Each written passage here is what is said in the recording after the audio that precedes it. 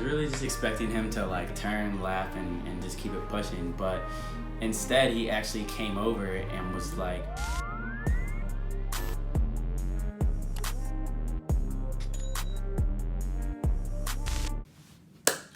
"What's going on, guys? My name is Otis Ferguson IV, and welcome to my channel."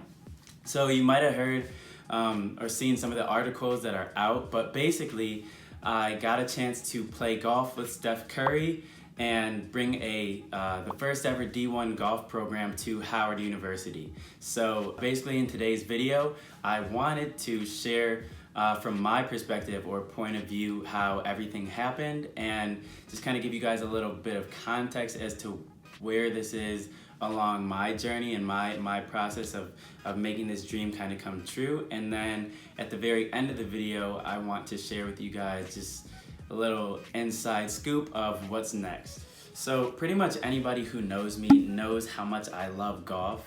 I've been playing since I was old enough to really carry a club, and played pretty much every sport like growing up, but once it turned to like actually competing and playing like for real or seriously, I only played basketball and golf. So I played in a lot of junior tour events and did my share of like traveling around, going to different like cities or different areas to compete in tournaments. And that pretty much went up until high school, where around my junior year I started to take golf a little bit more seriously because I qualified for this tournament called the Optimist International, which is down in or Palm Beach, Florida. And I was playing against guys from literally all around the world. And so doing that just really made me like competing in that environment. And so I decided that I wanted to try and play golf in college or at the next level.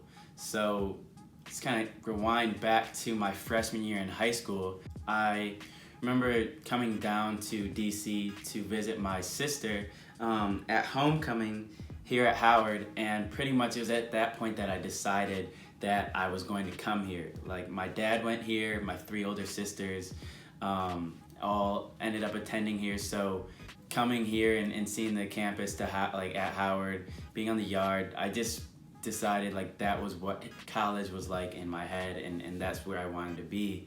So I got to where, like going back to where I decided I wanted to play competitively, there hit a point where I realized that Howard didn't actually have a golf program. And so I was kind of in this position where even though I wanted to continue playing golf and pursue playing at a high level, I didn't know how that would work with going to my dream school. So actually after going down to Florida and competing in that tournament, I received a call from Miles College, which is another HBCU down in Alabama, and I received an offer to play golf down there. And so going from being 100% sold on attending Howard, my dream school, but giving up golf, and then having this opportunity here, like I was kind of torn. Like I had to choose between continuing playing golf and going to Howard. So basically after a lot of prayer and like stress and then prayer, I got to a point where I just decided I would go to Howard and start a golf club, and maybe if we played really well over the course of the first couple years, by the time I hit junior, senior year, they would notice us and then turn it into a varsity program. Like in my head, that's what I thought was gonna happen. So I chose Howard, and basically the first year of being at Howard, that was really just kind of getting my bearings for how I was gonna navigate, I guess, through my college experience. And I remember asking around, like, in the athletic department, just what it would take to start a team or start a club team. And I actually sent an email to the president of the university and the athletic director expressing that I wanted to start a golf program, and I didn't hear back from them for a while, but when I finally did, they just were saying how they were interested in the idea, but with the scholarships that go towards other sports, and then Title IX where they need to have an equal amount of scholarships that go to men and women, it just wasn't really feasible at the time. So after that, I kind of wanted to see at least what I could do in the capacity of starting a club. And that's when I found out basically you just need signatures of interested people and an official interest meeting and faculty advisor, and then you can get going. So even with that information, there was just so much to get involved in as a freshman at Howard. So just kind of with some of the mentors I had and the people who were kind of giving me advice and pouring into me, they suggested that I get involved with a lot of the on-campus like organizations or activities that there were. So I did, and didn't do too much golf until like the following summer of my freshman year. And so sophomore year, after seeing kind of where my game was going and not liking it, I decided like I was going to have the interest meeting and see, you know, what we could do in terms of getting out in the course. So I was able to get in contact with the NCCGA, which is a golf circuit for club teams all throughout the country. Like all the other colleges that have club teams, that's what they that's where they compete. So made that connection and build a relationship with an organization that could provide us with clubs. But after having the interest meeting and having all those pieces start to come together, we ended up going out to the range, but not really competing as a club. And so here I was 3 years into my college experience, or 2 years down, and didn't really have anything to show for playing golf. So there was still kind of this void, this like feeling like I still wondered what if I would have chose to go play golf, and that was always something that was kind of in the back of my mind. And so my junior year is when I was like senior year's coming up, graduation's coming up, and I had to start figuring out what was going to be my legacy to leave behind at Howard. And knowing how much golf meant to me and how much it meant as a freshman, you know, first getting here, I wanted to make sure that I saw that through. So had another interest meeting, and then ended up having a good amount of people agree that they wanted to play. I had clubs provided for them. I had the intramural department like sponsor our greens fees, so if anybody wanted to play, pretty much all they had to do was show up. And so with that, like, we were able to finally get out and compete in a couple tournaments. But all of that happened after I actually got the chance to meet Steph. So that's where things kind of started to get interesting. So January is when everything really changed. I had heard that Steph Curry was coming to campus to do a screening event, which was going to be taking place in our main auditorium. And I remember I was really busy that day, so I didn't know if I was going to actually be able to attend the event, but I knew I wanted to. So long story short, I ended up deciding that I was going to go to it, and I ended up making it just at the end of the event. Barely got in the doors, but when I did, they were wrapping up the panel discussion, and it was just a really powerful message. It was talking about the school shooting the church shooting, that happened in Charleston back in 2015. And you know, just hearing some of the things they were talking about was already very interesting. Just kind of the perspectives that they were sharing and all of that. But at the end, I figured that that Steph would kind of want to come and see some of the students or talk to some of the students at the end of the stage. So I made my way from like the top section in the auditorium all the way down to the front stage. And Steph's just kind of like going along the edge, you know, shaking hands, taking pictures with people. And then he comes back my way, and right in this kind of like moment where everybody had just, you know, did a little HU, you know, chant, I called out and I was like, hey Steph, like, let's get in a round of golf before you leave.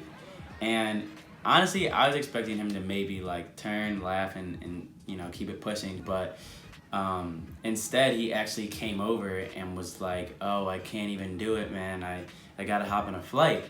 And so I was just kind of like, oh, okay, well, I thought you might be interested because I'm starting a golf club. And he was just like, a golf club? And I was like, yeah, well, I had to give up golf to come to Howard, but I always wanted to play at the next level, so I'm starting a golf club with hopes of turning it into a team. And basically he was like, that's dope, I would definitely get behind that, like, take down my email. And literally like, I pull out my phone and give it to him, and he types in his email and gives it back. He's like, yeah, like, don't share this with anybody. He's like, reach out and you know, we'll be in touch. So literally, I'm like sitting here looking at this, you know, message with at my notes with his email in, and I'm like, all right, bet, like, time to dip. And so there were probably like 3 moments where my mind was like absolutely just blown, and like couldn't even process what was going on. Like, it took me a really long time to just process what just happened. And I think the first one was probably meeting him initially, like getting his email, obviously. But then the next one was after sending the follow-up email and getting that email back. Like, I was packing, I remember I was in my room packing to get ready to go to the Bahamas for spring break. And, you know, I hate packing, so I just took a break to like sit down and look at my phone.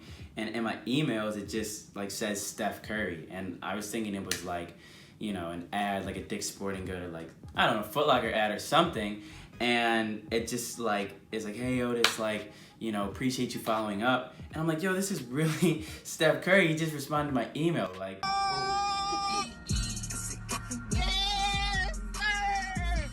basically the rest of the email was just him saying like, I appreciate you following up. We have a lot to talk about in terms of bringing your vision to life.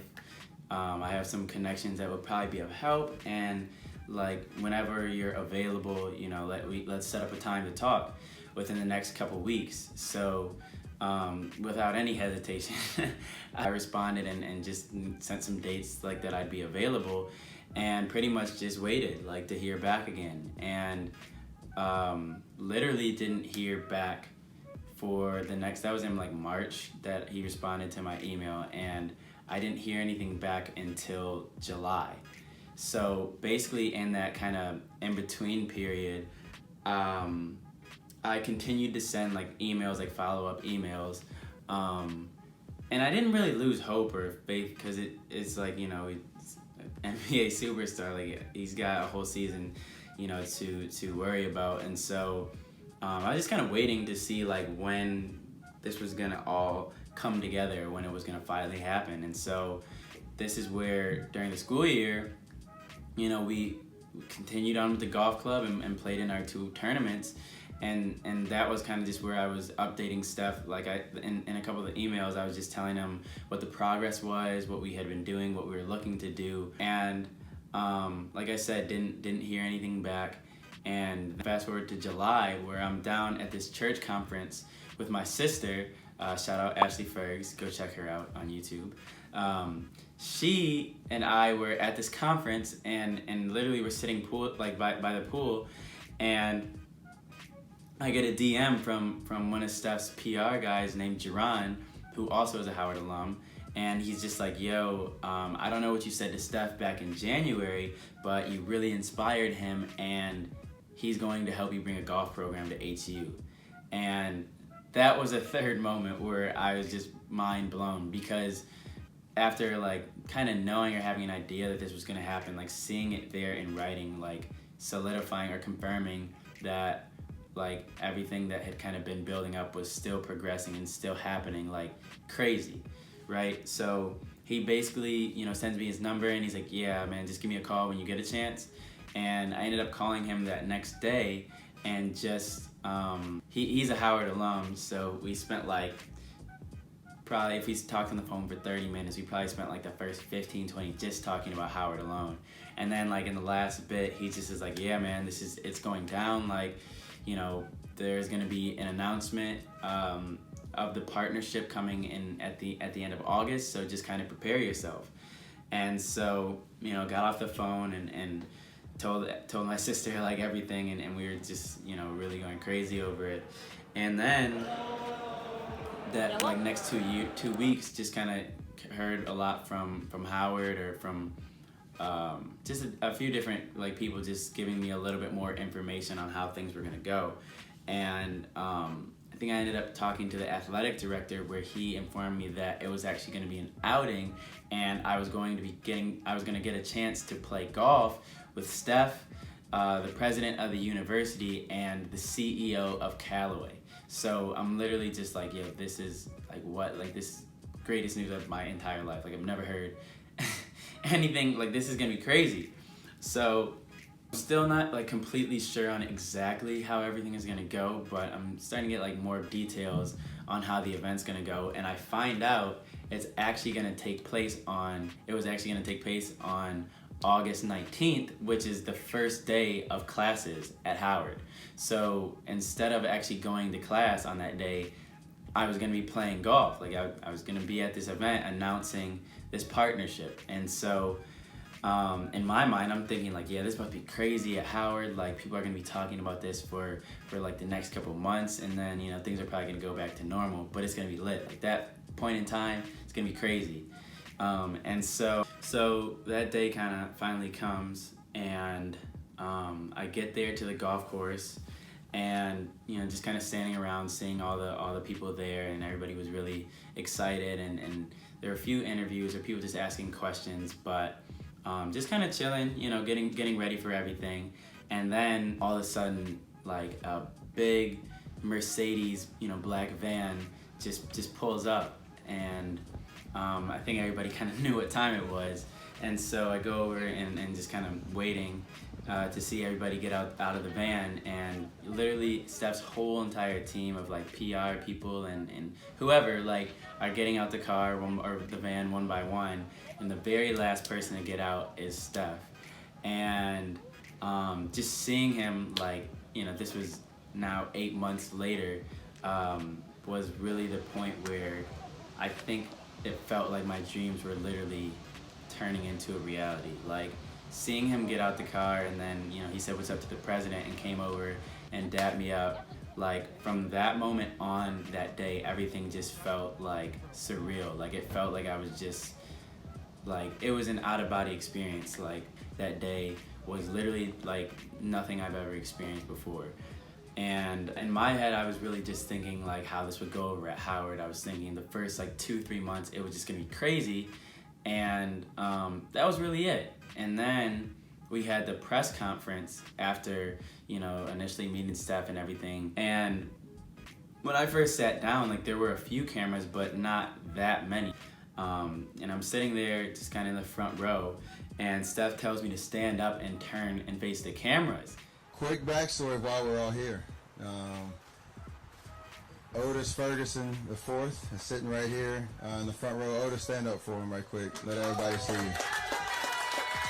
And, after like 15-20 minutes into the press conference, there was a wall of like these professional, like TV grade cameras, and like a crowd of people all around them. And I literally was like, I was shocked. Like I wasn't expecting to see any of that. So that was when I realized it was bigger than just Howard. So Otis is a representation of everything Dr. Frederick said about what it means to be here at Howard, be a student here. I kind of realized it was bigger than just, the circle of people who I knew. And like, again, from that point, I just was really excited to see how this was gonna be, covered, or how people were gonna respond to it. And the golf was obviously a lot of fun. Like that was where I started to feel comfortable, because that's like what I do. That's what I've been doing. So and Steph, he's obviously a really good golfer. So we were kind of going back and forth, and just playing alongside him, the CEO of Callaway, Chip Brewer, and the president of the university. Like it was wild. Like I couldn't believe that I was really, walking the fairway, just casually doing what I love to do, and just kind of seeing these two worlds collide. Like seeing my love for golf and passion, now turning into this, where literally everybody is seeing what my story is, and what I've been, thinking about and praying about for so long. Like unbelievable. I mean, immediately after finishing, like there's just a whole bunch of interviewers and different like media sources like asking to do interviews. So like one after the next, I just kind of kept telling the story, and it was just awesome, like seeing how quickly things just kind of turned up. And so I think the next day I got a DM from somebody from CNN, and they were like, yeah, like we'd like to have you do an interview if you'd be open to that. And of course, I wasn't gonna say no, so I told them what my availability was, and the next couple days they sent a driver to come and pick me up, and I get to CNN, and basically they're like, yeah, just wait in the green room and somebody's gonna take you into the studio. I didn't realize that it was actually about to be like on live TV. I thought somebody was just gonna like put a mic up to me and ask me some questions, and that was gonna be it. But they take me into this studio, and it's literally like a one-person studio in front of this like huge camera, and I got a backdrop, and that's it. And the lady who's like giving me the mic and everything, she's like, hey, like, have you ever been on TV before? And I was like, no, like not really. And she's like, all right, well, good luck. You go on in 6 minutes, so you'll be fine. And she just leaves the room. So now I'm sitting here in this room by myself, like realizing that I'm about to be on national television. So, I got this little earpiece on, and then all of a sudden, like, Brooke Baldwin, who's doing the interview, comes on, and she's like, yeah, we'll be going on in a couple minutes. Like, I'm excited to do this story, and I'll hear from you soon. And literally, like, it was wild, like watching, the monitor underneath the camera showing like all these updates on CNN and all this like national news, and then my story, like knowing that my story is gonna be right after. So all of a sudden she comes on the screen, and she's doing the intro to my story, and then my face, like, the little shot of me and with the backdrop is right there next to her, side by side on CNN. And again, it was unbelievable. Like it felt like it took like 30 seconds, but when I looked back, it ended up being like a 6-minute interview, which was crazy to me. But I left there and still didn't really even process how crazy that was. And then the next night, my dad sent me a link to Sports Center. So when I saw that Sports Center covered it, that was like the absolute, like, that was the coolest point for me through all of it, because, growing up watching Sports Center, like, I didn't even think it was possible to get on there unless you were like high level athlete or whatever. And so seeing that I was there and they were covering a story on me, that was literally the coolest thing. But yeah, that's pretty much it. And so I got Steph's number now. I asked him, at the end of the round, since he did beat me, like, between the two of us, like, in our own personal match, I asked him for a rematch, and he told me that, that was the first of many, so there will be more coming soon. Also, this right here, you see that? That's literally, that's me on the New York, because that's the New York Times. And, crazy. But that, I guess, brings me to what's next. For starters, just continuing to develop the golf program at Howard. That's a really great opportunity that I'm looking forward to continuing. Graduating, obviously. I'm still a student at Howard, so gotta make sure I finish this year. I'm trying to go for the 4.0, so hopefully, we take care of that. And also, I still want to play golf. Like, I still want to play at a high level. So even past the club team, there is a possibility of playing for this upcoming team for the first year. So you didn't hear it from me, but I think I'm going to be able to play. And yeah, I also have some ideas for businesses that I want to start, so just know that this is the beginning, and I'm really excited for what the future holds. So in my next video, I'll be sharing a little bit more specifically, like, on how to make your dreams come true, because I talked about more of the overall, like, story of how things happen, but there was an actual process in terms of seeing things through from start to finish, and getting from a point of ideas to reality. So I'd like to share that with you guys. That'll be coming soon. But until then, make sure you guys like, comment, and subscribe. If you have any other things that you want to hear from me, leave it in the comment. And yeah, I will see you guys later. Peace.